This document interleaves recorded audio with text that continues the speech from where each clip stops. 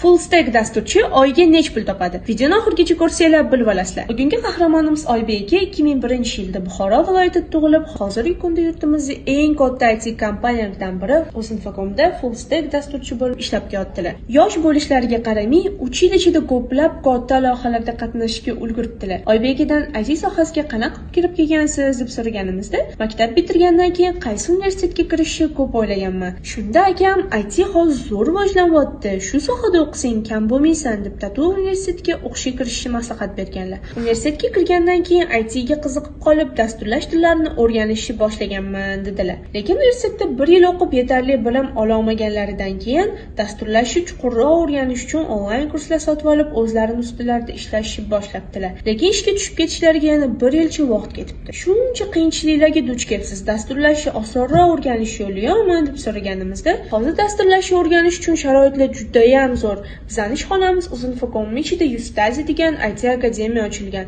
O'sha kurslarda o'qisanglar, o'qish davomida Uzinfocomda stajirovka qilib, dasturlashni oson va tez o'rganib olsanglar bo'ladi. Agar o'zingizlarni ko'rsata olsanglar, Uzinfocomda ishga ham olib qolishadi dedilar. 1-2 yil tajribasi bor middle dasturchi $2,500 pul topa oladi dedilar. Agar sizlar ham dasturlashni o'rganib shunday katta IT kompaniyaga ishga kirmoqchi bo'lsanglar, unda kommentda plus qoldiringlar.